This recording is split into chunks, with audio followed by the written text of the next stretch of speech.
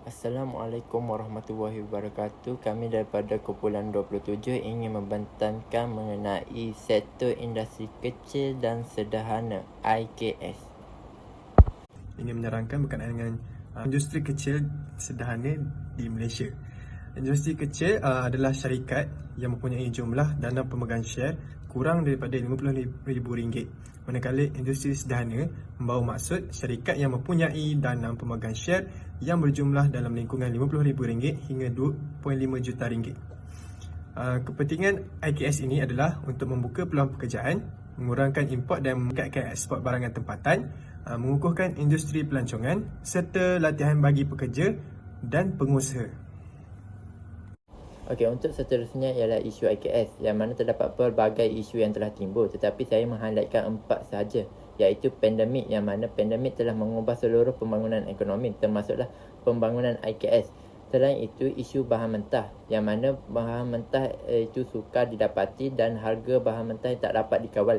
Selain itu juga isu kewangan yang menjadi isu biasa dalam sektor IKS.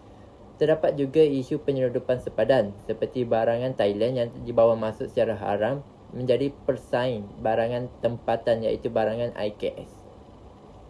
Seterusnya dalam bahagian kementerian yang terlibat. Pemerkasaan IKS ini perlu mendapat sokongan dari pihak kementerian atau agensi bagi memastikan kedudukan IKS dalam negara sentiasa kukuh. Antara agensi yang terlibat dalam memperkasakan IKS ini ialah SMIDEK, iaitu Perbadanan Pembangunan Industri Kecil dan Sederhana.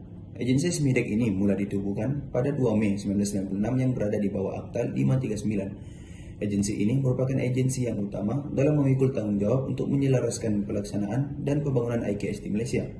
SMIDEK tidak hanya menawarkan pelbagai hikmat nasihat berkaitan dengan pembangunan industri, tetapi menawarkan pelbagai program latihan untuk orang ramai bagi menambah kepakaran dalam mengelola dan menguruskan perusahaan IKS di Malaysia. Agensi lain yang terlibat dalam pemerkasaan IKS ialah Perbadanan Usahawan Nasional Berhad (PUNB), di mana ia ditubuhkan di bawah sebuah akta syarikat 1965 pada tahun 1991. Agensi ini membantu dari segi pembiayaan modal bagi meringankan beban kepada pengusaha IKS untuk menjalankan sektor ini. Dalam bahagian campurtan kerajaan ini terdapat 8, namun saya akan menguraikan 3 sahaja.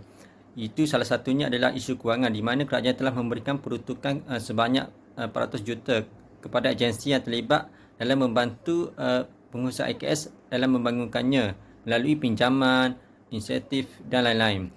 Selain itu adalah campuran kerajaan dalam perubahan musim di mana pendapatan yang tidak menentu disebabkan oleh iklim seperti hujan, panas yang menyebabkan impak sampingan kepada pengusaha IKS.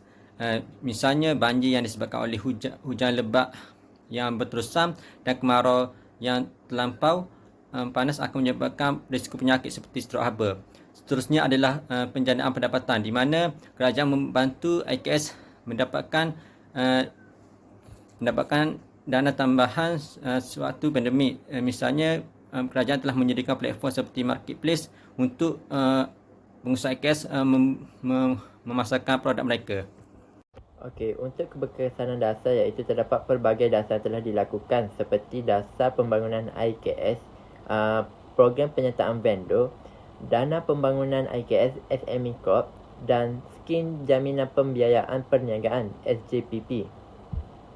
Antara cadangan yang dapat dibuat oleh pihak kerajaan untuk membantu pengusaha IKS adalah menawarkan pembiayaan dan insentif kepada pengusaha IKS di mana agensi terlibat seperti Perbadanan Usahawan Berhad Nasional Berhad, Tekun dan Mara memberikan pendedahan melalui media masa sosial kepada pengusaha IKS tentang pembiayaan ini.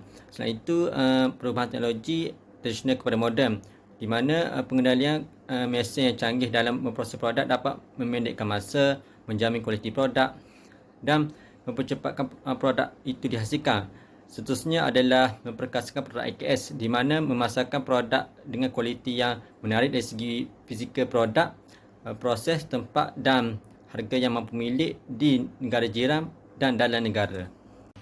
Kita dapat lihat bahawa peratus sektor IKS yang telah ditunjukkan adalah sangat besar dalam menyumbang ekonomi negara. Secara keseluruhannya, IKS ini dapat melahirkan modal insan khususnya di kawasan luar bandar yang mampu bersaing dalam pasar negara sehingga ia menjadi produk multinasional di peringkat global.